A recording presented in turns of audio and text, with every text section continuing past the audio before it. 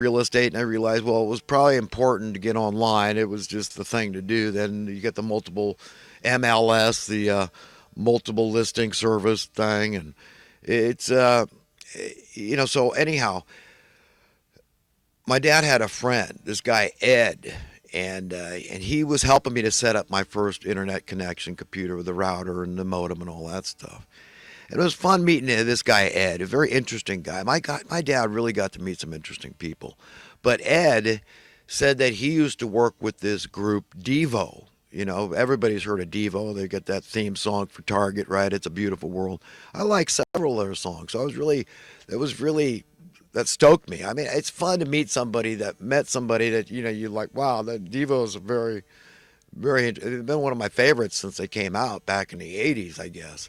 They go back. They're one of the last hurrahs of music that I was enjoying. I guess it bordered on punk and new wave kind of stuff, but I enjoy some of their stuff. I really do. So, but I got to meet Ed, and that was a lot of fun. So it's been kind of cool having a dad like I have had, because he was such an interesting guy, and being that he liked to think of himself mostly as a poet, there was a lot of interesting people that wanted to meet him, and and hearing the stories later. He was an interesting guy. I mean, he was so desperate. He was a teenager during the Great Depression. He lost his mom in childbirth when he was 8, had to go out and deliver milk in the snow, milk and newspapers for a dime. He had to contribute to the family finances. He got so desperate, he was 16, hungry all the time, living on Coca-Cola and hot dogs, which he attributes to giving him multiple sclerosis later in life.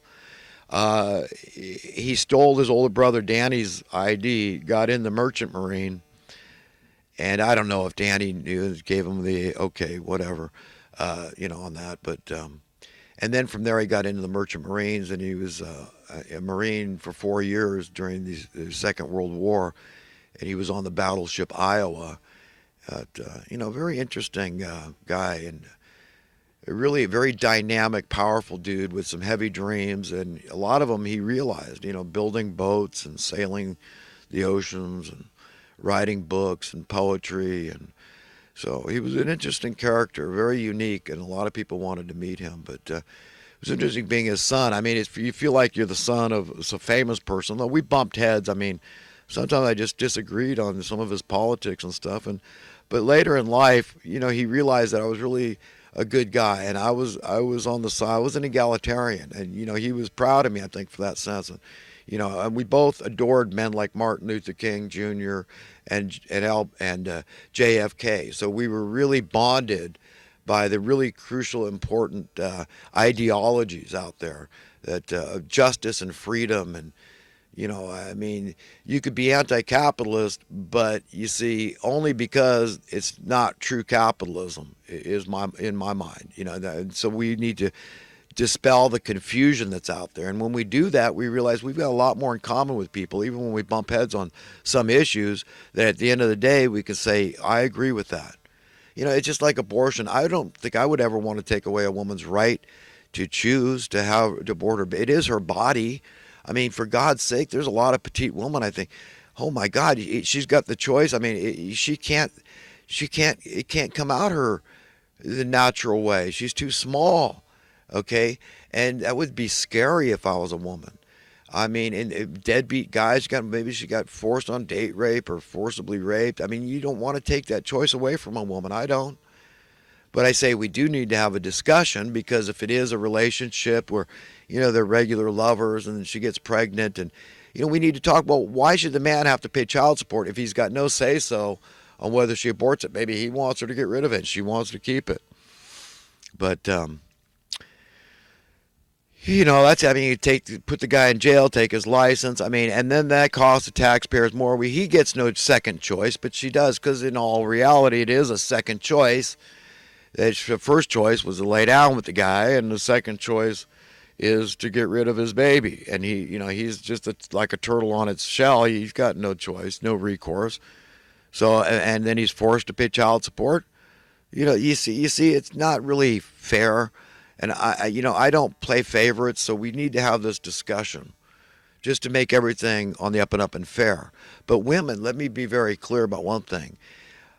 I believe women are sacred creatures, And that belief keeps growing, and it's being more and more confirmed that women need to be treated like the queens, the princesses. Uh, they run the show. Okay, that's why girls rule, is because they are of the female gender, and that's something that men have to try really hard to understand. I mean, if men had to get pregnant and have babies, would have no babies. I mean, you think these aren't sacred creatures?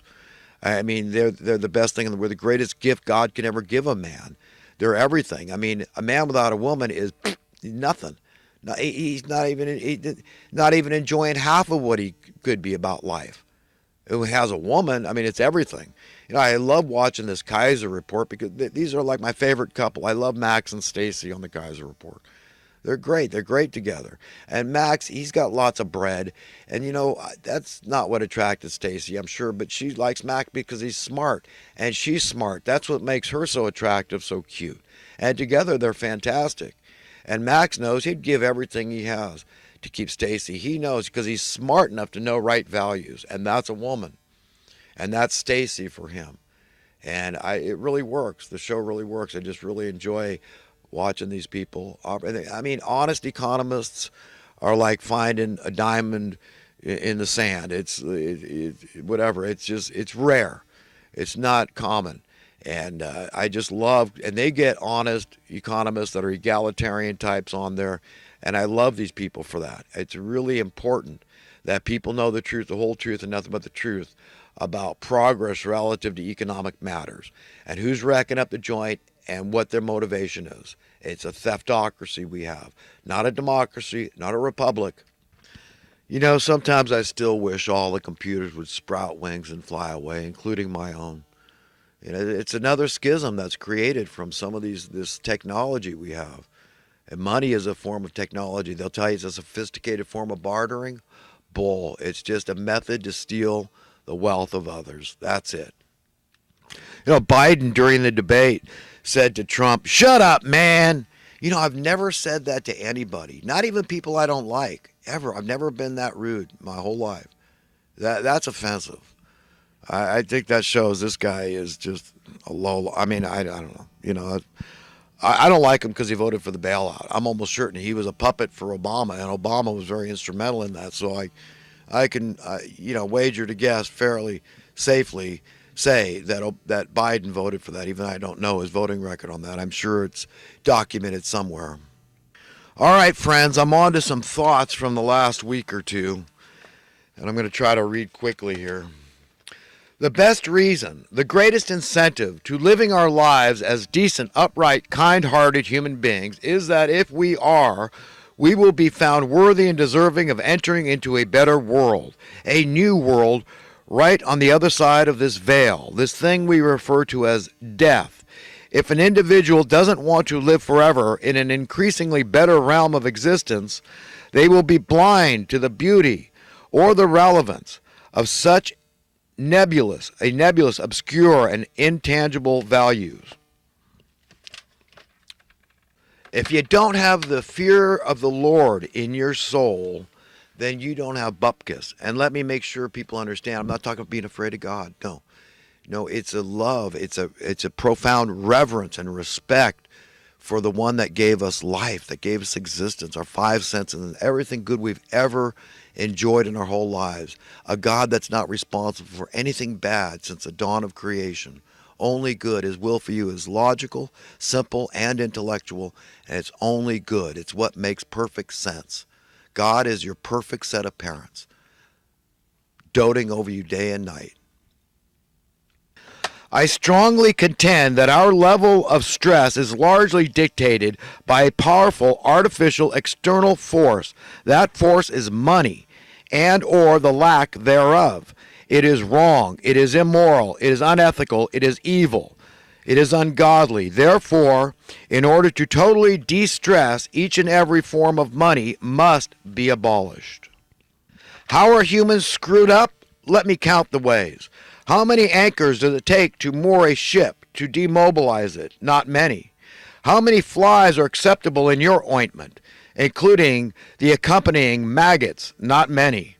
How many turds, big, small, or in between, in your punch bowl does it take to render it inconsumable? Not many. Therein lies the explanation of how and why our civilization, our species, is so screwed up.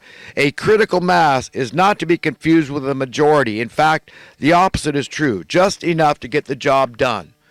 Just enough turds in the punch bowl to make it inconsumable. The last thing you want to find yourself doing one day is attempting to defend the concept of money on Judgment Day. God, how I wished I could say, I'm the nicest guy I've ever met, but I cannot. I believe that once we have walked through that universal, impending, inevitable thing that we refer to as death, that thing Jesus referred to as sleep, we will find ourselves around the people we deserve to be around. Well, friends, over and out. My tape's out. Have a great day, great life, great eternity. Best everybody.